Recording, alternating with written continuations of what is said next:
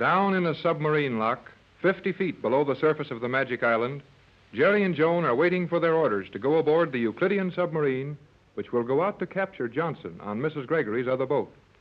G-47, powerful leader of the group of scientists on the island, has demanded that Jerry and Joan go with the submarine as a guarantee that Captain Bradford will not attempt anything to interfere with the safety of the underwater vessel. Jerry and Joan are standing near the entrance to the submarine lock. Now, you must be patient, Jerry. Gee whiz, patient? Do you know we've been standing here for a half an hour? Isn't that better, Jerry? Better than what? Better than having spent the half hour in the submarine and being a half hour nearer to capturing your friend Johnson's boat. Yeah, Joan, you're right. Oh, you're always right. And it gets my goat to have a girl be always right. I will try to be wrong, Jerry, if it will make you feel any better. But it will be very hard for me to be wrong about anything. Oh, is that so? You sure hate yourself, don't you? No, Jerry, I do not hate myself. Why should I? Well, forget it. Just act like I didn't start it. Now then, we've been standing here a half hour and nothing happened. Can't we even look into the lock and see what it's all about? No, Jerry. We must just stand here and wait. We will be told when we may enter. Oh, golly whiskers, Joan. This thing's getting on my nerves. And I'll bet your mother and Captain Bradford are plenty nervous down there in the yacht, too, worrying about us. You should say up there in the yacht. The yacht is on a higher level than this lock. We're on the floor of the 5th level, 50 feet from the surface of the island. Gee, and the top of the island is 40 or 50 feet below the water level. We're pretty near 100 feet below the water. And that's something else I don't like.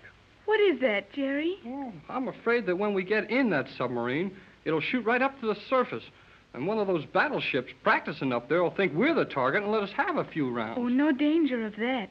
These Euclidean submarines can travel safely and swiftly at a depth of over 200 feet. Well, it beats me. I don't see how they do it. I think you will see many things, Jerry. The commander is coming. Where? I don't see anybody. The door into the lock is opening slowly. That means the commander is coming down the companionway to the lock and has released the lock mechanism. Who is this commander we're going to take this crazy trip with? I will not know that until I see her. Until you see her? That is what I said. Her? You mean a woman is going to command this submarine? Of course. All the submarines are commanded by women, as nearly all the other mechanism on the island is. What for? Are they short of men on this place? No, but G-47 says the cleverness of the men is needed to design and build these instruments of destruction. A woman is only fit to run them. Boy, oh boy, oh boy. The door is nearly open now, so the commander should be here any moment. Yes. Look, Jerry, here comes the crew. That first guy is big enough to use a submarine for a rowboat. But where's the rest of the crew? The rest? I do not understand, Jerry. He is the crew. That guy? One man? Is the crew of a submarine? Precisely. Don't say that, precisely. Sounds like old G-47. Step aside and let him pass, Jerry. Do not speak to him. Okay. I don't like his looks anyhow. I have orders from G-47 to take you on this voyage, Cleostra. You will enter immediately following the commander and take your orders from her. I understand, SE-1. Is this vacant-faced stripling of the world to accompany us? Is that me? Yes, Jerry. G-47 instructed me to keep this man near me at all times. He will serve you when the objective is reached. G-47 orders will be carried out. But how this open-mouthed object could serve anyone is not clear to me. Stand by for the commander. Yes, sir. Now, look here, Joan. I've had all I'm going to stand of this. One-man submarine crews floating up to me without a sound and making cracks about me. I'm going to tell you will do nothing. Remember Captain Bradford's orders. Yeah, I know. And it's only that noiseless paint on everything that makes them seem to be sneaking around the air. But if you forget for a minute, you get the jitters. Stand aside. Make way for the commander. Huh? The commander? That beautiful girl? Yes. Now, quiet. So we are to have the charming Cleostra with us. SE-1 will enjoy that. He will probably find some excuse for making your journey anything but pleasant. I am ready, Commander. So I observed. And I have also G-47's instructions regarding this ballast. You mean me? As you are the only object in this chamber possessing visibility, but no other apparent useful quality, it should be natural that I referred to you. Say, now you look here. Jerry, say no more. I am sorry, Commander, but this gentleman is not accustomed to our ways. He knows nothing of our activities. Obviously, he knows nothing about anything. G47 prepared me for the meeting with him by saying his intelligence was 0. But it appears now that even the science of mathematics must be overthrown. It is possible to subtract from 0. Say, I'm going to Silence, fool. You will speak when spoken to. Cleostra, Yes, Commander. you will bring this into the lock. Observation is permitted. Questions are not. I will summon you when ready. G47 is coming to give you final instructions. Jerry, be calm and keep quiet. You will spoil everything if you are not careful. And remember that we have the only chance there is left to protect Johnson and possibly save Captain Bradford's formula. Yeah, I know. I'm sorry. But she got my goat. You know, she's the most beautiful woman I ever saw in my life. Ah, but she's just a blame machine. A hard, cruel machine. Like everything and everybody else here on Euclidia. Oh, Jerry. Oh, now cut it out, Joan. I didn't mean you. You're not like the rest of them here. But you said she was the most beautiful woman you had ever seen. Oh, Jiminy Crickets. I didn't mean that, Joan. You're the most beautiful girl I ever saw. Am I, Jerry? Sure you are. The commander ain't so much for looks, I guess. It's just that I got a surprise seeing a young woman handling a job like this. You will see women doing many things on Euclidia, Jerry. Oh, I believe you. Well, when do we start this deep-sea cruise with a woman skipper and a one-man crew? The commander said G47 was coming with final instructions for us. We may go into the lock and wait for him. There you can observe the mechanism which holds the nose of the submarine into the island. Oh, let's have a look. This isn't a very big door, but I guess... Hey! We can hear our feet again! Yes, this is one of the compartments on the island that is kept noisy for a reason, Jerry. Every sound made in this lock registers in the control chambers, and the scientists know what is happening here at all times. Well, I've got no secrets anymore. Boy, this island has sure taught me one thing. What is that, Jerry? Better say something good about everybody, because every time you don't, the guy is standing right behind you. Now, Jerry, you can see the submarine. Where? Hey, is that wall glass? No, transparent steel. They use some glass in the fusion with the steel, and the resulting hardness is greater than that of steel, with the visibility of a poor grade of glass. All right, I'm sold. It's steel. But you can sure see through it plain. Gee, look at all the fish out there. What a place to study fish from. We may come here and do that some other time if you wish, but you are not looking at the interesting part of the lock. It's all interesting to me, but what do you mean? The nose of the submarine is screwed into that wall. Hey, what are you talking about? You mean there's a union or a joint of some kind on the wall that screws onto the nose of the sub? Not at all. The submarine is rammed into that hole, then it is revolved. The sub is revolved? Precisely. What did I tell you about that precisely? Oh, I'm sorry, Jerry. Okay, let it go this time. Now to get back to this boat thing. You mean that the whole boat, a 100-foot submarine, is revolved until the nose is screwed tight into that hole? Exactly, Jerry. Then the water is pumped out of this room and the hatch in the nose opened. Well, of all the wild things I ever heard of. Then when we get into that thing now, they'll shut the nose up, fill this room to equalize the pressure with the water outside, and then roll the boat over and over till they get it loose from here? Yes, of course. Jerry. Why, what is the matter, Jerry? You do not look well. Oh, I'm all right, I guess.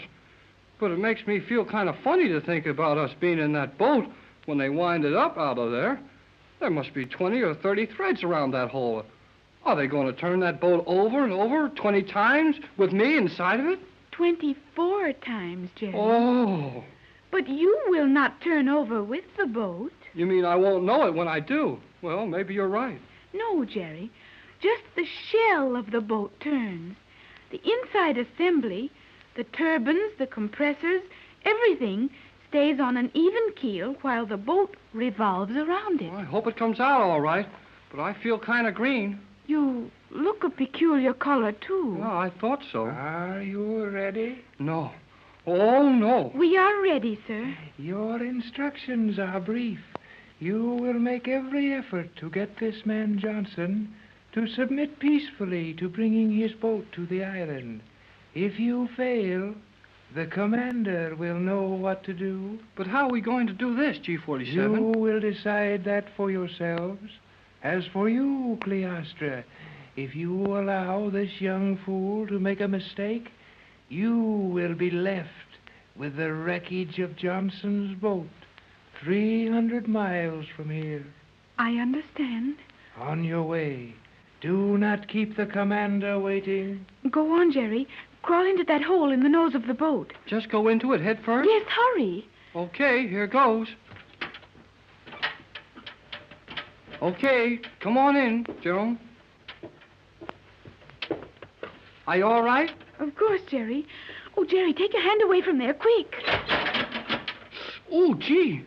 That thing nearly caught my hand. Look at old G47 grinning back there. Now he is closing the door of the lock. See? And it will begin to fill with water. You and I will just sit here and be quiet. There comes the water into the lock. Look, Joan, we can see right out into the water, just as if this boat was made of glass. Yes, but no one can look in from the outside. Boy, this is some long submarine. The commander looks about a half a mile from here. She is 40 feet from us. Now, Jerry, she's reaching for the lever. We will start to revolve and clear the lock. You mean we're going to go round and round now? Yes, Jerry. See, the wall is beginning to move past us. Oh. Jerry, what is the matter? We are not turning over. No, but the ocean is, and that's worse. Oh.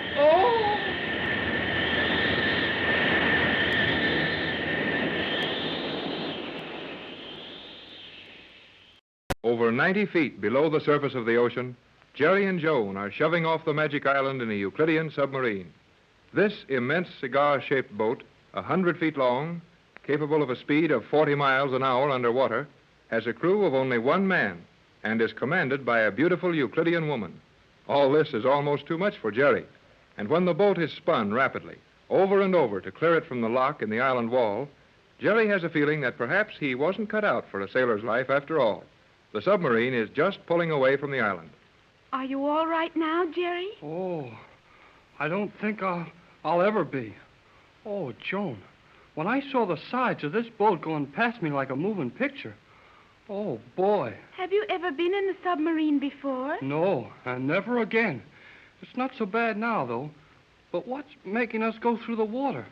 Why doesn't that she-skipper up there turn on the engines? The engines, as you call them, are on. The motive power is active now, although very little of it is being used. I don't hear anything or see anything running. Can't even hear the water going past the outside. But I can see it all right. The motive power is a gas, a very powerful explosive gas generated in those tanks and blown out through exhaust pipes. But they couldn't carry much gas in those tanks. How far can this boat cruise on the gas they've got aboard now? I do not know how many cubes of the solidified gas the commander is carrying, but I have known one of these boats to run from Euclidia to York, California, and return. What? 8,000 miles without refueling? Yes, Jerry. Is that so much more than your boats will do? I wouldn't even tell you what's the best our boats will do after that. 8,000 miles on the water. At what speed? I think the regular cruising speed does not exceed 30 knots per hour. Oh, that's too bad. The regular cruising speed of a boat in 15 fathoms of water is only 30 miles an hour. What holds it back? Is that not good, Jerry? Look, Joan, I wouldn't kid you. It's so good that nobody in our world even dreams about such things. We put them in nice, big, strong houses and take care of them if they talk like that. Hey, look at the shadow coming down through the water. Is that a whale? Of course not. That is the shadow of one of the battleships overhead. Had you forgotten we are under a fleet of ships maneuvering? Oh, yeah. Well, I forgot a lot of things when I got into this boat. Gee, right over our heads is a fleet of battleships, maybe from the United States, though any other country would do just as well. And here we are. No way in the world to get word to them. And this woman commander has taken us out to capture your mother's other boat. Yes, Jerry. And you must be very careful what you say and do. The commander is a very hard woman. And SE-1, the submarine engineer, is nothing but a human machine. You will find no sympathy or kindness if you cross either of them. Your mother felt pretty bad when Captain Bradford ordered me to go on this submarine. But, well, I guess Tex knew what he was doing. Captain Bradford has great faith in you, Jerry. And he knows you will find a way to warn Johnson of our coming. If there is a way. But there isn't. And I can tell you, from the looks of this thing here, there isn't going to be. And even if I could warn Johnson, what could I tell him? If he could only get away from here, his boat will travel faster on the surface than this one under it. Yeah. But if I scare him away, even if I could, it might be the worst thing in the world to do. I do not see why, Jerry. Because it'll take that pigeon 3 or 4 hours more to get to his boat. And if the pigeon is lost, we can't do a thing. Our only chance is to find Johnson and have him stay as close as he is and hope the pigeon gets to him before we do. The pigeon had over an hour's start ahead of us, Jerry. Yeah, and that pigeon can fly as fast as this boat will go.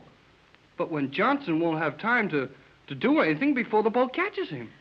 It all seems very hopeless, Jerry. But something may give us a chance to aid Mr. Johnson. Getting tired of G-47 and all his men never making a mistake.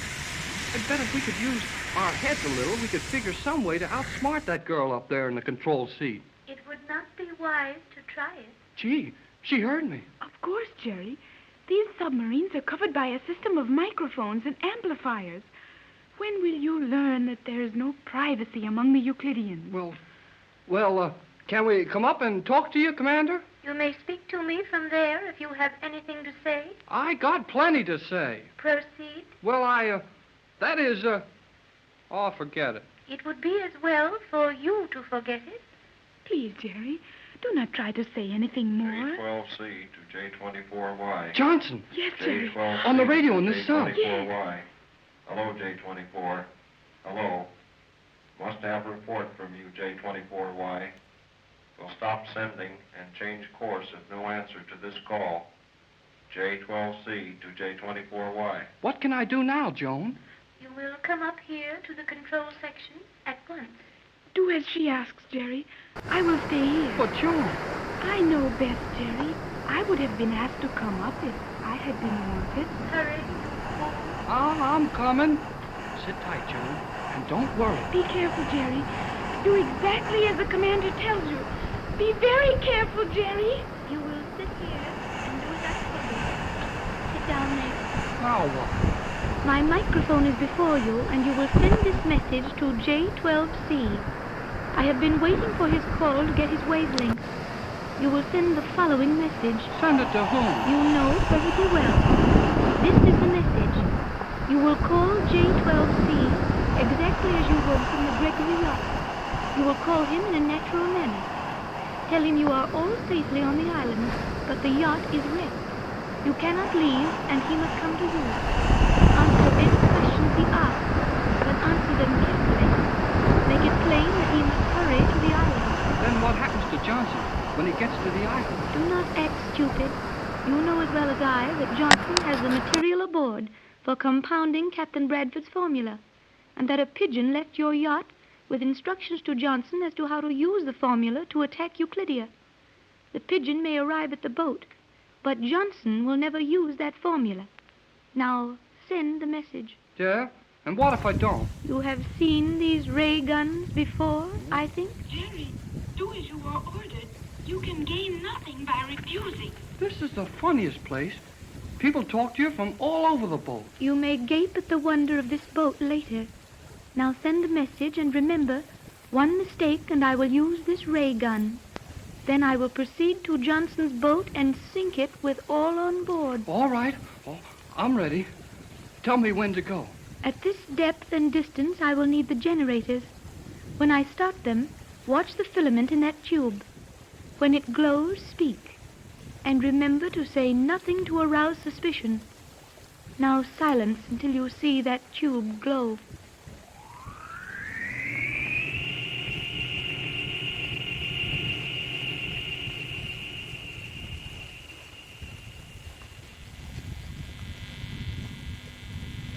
take it easy, Pat. Nothing we can do to help those kids out there in the submarine. And no way to get word to Johnson. Oh, but Tex, just to sit here in this useless radio cabin. Hold it, Pat. Listen. Is that coming out of the radio, Tex? Yeah, funny, too. It's on Johnson's private wavelength. He hasn't got any power on board that you could hear building up like that. Perhaps something's happened to his boat. I don't know. Since that last message of his saying he would change his course, I don't know what to expect. to J12C. J24Y calling J12C. Hello, J12. Hello, J12. Tex, it's Jerry calling Johnson. Yes, and I don't like it. Jerry's in that submarine. I'll bet they're making him call Johnson. J12C. Hello, J12. Jerry Hall on J24Y calling J12C. Johnson doesn't answer. He may be out of the cabin for a minute. Remember, he's been trying to get us for days without an answer. Yes, of course. What can be going on in that submarine? Jones. Oh, if Jones all right, I won't mind so much. Hello, Jerry. J12C to J24Y. Go ahead, J24Y. Go ahead. Have a message for you, J12C, from Captain Bradford. We are safe on the island at position as given you before. Our transmitter has been out of order. Could not talk to you, but have heard all your messages. Yacht is completely wrecked. Cannot leave island. You must come to rescue. Island position, latitude 29 degrees south, longitude 124 degrees 30 minutes west. Hurry to the island. All standing it fine, except Bosun. He seems nervous. We'll be glad to see you. Come at once. Okay, J24Y. Okay, Jerry Hall. Coming at once. My position now is 25 degrees south, 124 west. Should raise you in less than 6 hours. 73s to all on board. Done. Oh, Tex, Jerry is bringing Johnson right into all this. I know it, Pat, but there isn't anything else he can do. I can imagine every move they're making on board that submarine. Jerry's sitting there with one of those ray guns in his back while he sends a message as G47 or one of his assistants directs. But the pigeon with the message to Johnson. Tex, it will get to Johnson's boat just too late to do any good. That's the part of it that's going to come out all right. I don't know just how, but it will. How can you say that? You know the pigeon will get to Johnson's boat only an hour or two before he meets the submarine. And Johnson doesn't even know the pigeon is... Why, Tex, Jerry's message. Right, Pat. Jerry said the bosun was nervous. That's enough for Johnson. He'll know the bosun's flying out there somewhere with a message for him. He'll know there was something wrong with the message Jerry sent. I wonder if Joan is all right on that submarine. Joan's all right as long as Jerry is. He'll take care of her. But how much could either of them do against the power of G47 if he wanted to do something to them? Not much, of course. But G47 won't do anything to one of us until he gets his hands on my formula. We're safe until then. He'll have the formula as soon as he gets Johnson's boat and the message off the pigeon. No, he won't. Well, you didn't send the formula with Bosun? No, but I did send the number of the safety deposit box where the formula may be found in Los Angeles. Only Johnson would understand what that number meant. So even if Johnson is captured, they still haven't the formula. Then Johnson will simply be another prisoner on this island.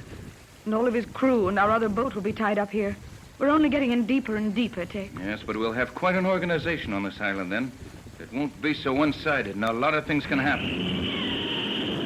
Tex, listen. Something's happened. I'll see. Pat, get out of here quick. Run for that ramp up the side of the lock. What's happened, Tex? The lock gate's breaking. The ocean's coming in here, and we're 50 feet below the water level. Hurry, Pat. Come on, run. Go ahead, run.